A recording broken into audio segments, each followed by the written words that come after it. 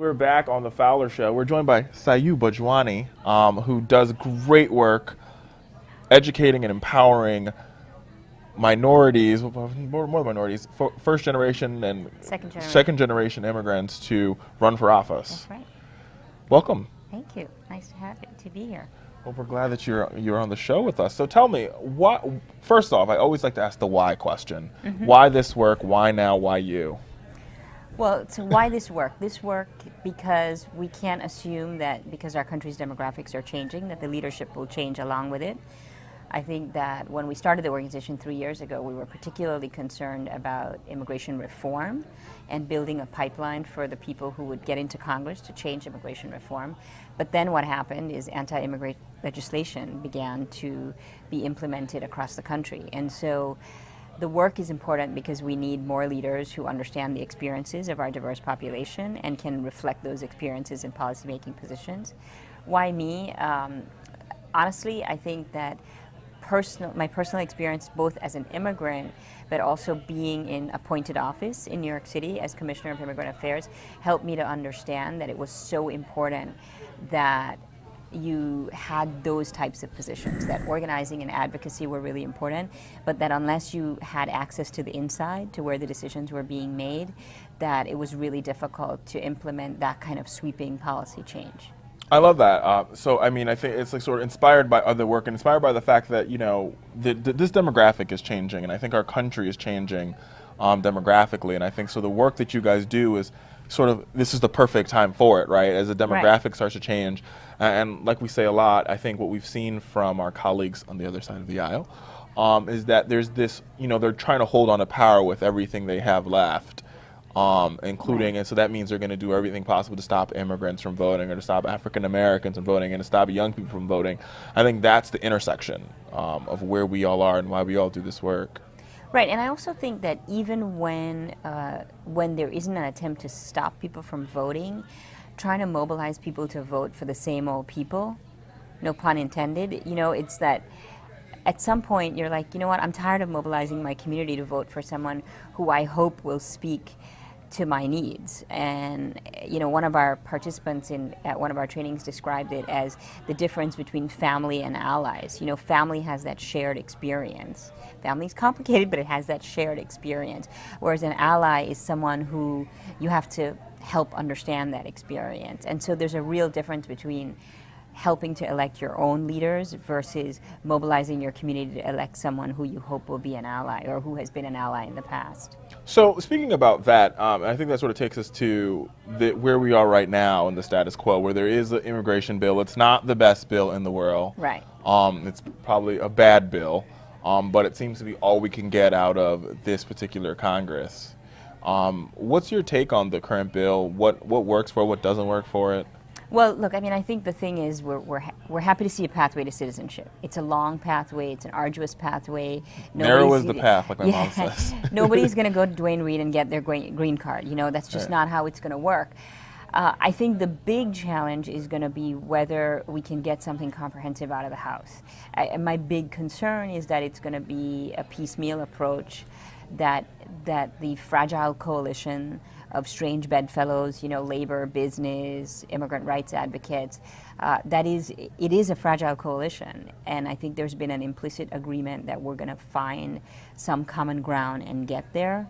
But once the House starts to, you know, break apart that unity by putting piecemeal approaches, that's a bigger concern, because I do think we have a really strong coalition as immigrant rights advocates. I think we have a strong field operation, a stronger one than we did in 06 and 07. Well, I'm glad you brought that up, because Chuck Schumer was on television today, not today, but this week, talking about this same immigration fight, and he's saying that it will get through the House because, you know, they're going back. He was talking about New York in particular. He's going to the more conservative districts and talking to the people, the farmers, the business owners who are like, we need this, and we're going to push our member to vote for it. Is that going to be enough to get it through? You know, I think that the coalition matters. I think the fact that business, labor, farm workers, and the more sort of broadly defined immigrant rights community and the faith leadership community are all together on this. So I do think that matters. I don't know if it's going to be enough because, to be quite frank, people in the House are crazy. And a lot of them do not understatement. have, well, I mean, a lot of them, you know, we talk about the diversity, but a lot of House Republicans are still representing districts that are predominantly white. So for them, they have accountability to voters. Now, the data and the polling show that most Americans support a pathway to citizenship. But if what you are trying to do is stay in office, you know, there's a German politician whose name, sadly, I cannot remember now, who says that we all know what the right thing to do is, we just don't know how to get elected after we do the right thing. I think that's the fear that a lot of House Republicans I think that's have. a good point, and I think it sort of ties into the work that you guys do.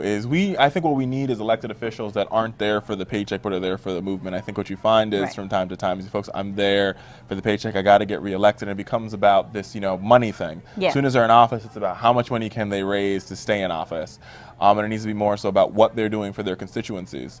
And I think, you know, that's why empowering and mobilizing second-generation immigrants to be part of our elected official class is exactly what needs to happen, which is why your work is so valuable. The immigration bill is a national issue, right? And then what is happening at the local level is all about immigrant integration policy. So what's going to happen, even if the bill, whether it passes or fails, you have a lot of diversity in our school system. You have a lot of diverse folks trying to access health care, need language access. Those are the kinds of policies that local and state elected officials are helping to determine.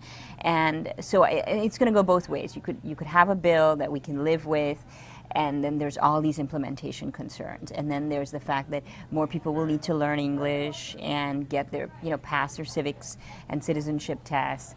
But on the other hand, if it doesn't pass, there's been this drumbeat of anti-immigrant legislation. So we need, you know, elected officials who can push back on those issues. And they don't all have to be immigrants. I mean, I do think that allies are important. I don't want to underplay that, but I think we have to build our own leadership from within as well. I couldn't agree more. I think we have to build our own leadership from within, especially with the climate that we have. Right. And I think this climate that we have is one where, I mean, I've said this all day today, but, you know, there's one where we have this, and this conference is a great example, we have this huge movement of people that want to create change, and those that are in power, the powers that people do everything to put barriers up and to stop this movement from moving forward. And I think that, you know, to be perfectly blunt, being a movement leader is also a career option. You know, I mean, you could be a career politician, you could be a career movement leader, and that's okay. I mean, we need more of our people to be career movement leaders. We also need more of our people to be, you know, making a lot of money in finance and in media and all that, but I think that we talk about it as a job, you know, trajectory that you can engage in, and that it's okay because it's not just about you, it's about the people that you want to represent. I love it. It's not about you, it's about the people that represent. I could have said it better myself. We'll be right back on The Fowler Show after this short break. Hey, Fowler Nation, the best thing you can do to support this channel is by clicking that subscribe button. And I got a secret for you. If we get to 1,500 subscribers, we will drop a special behind the scenes video just for you, Fowler Nation. That's how much I love you.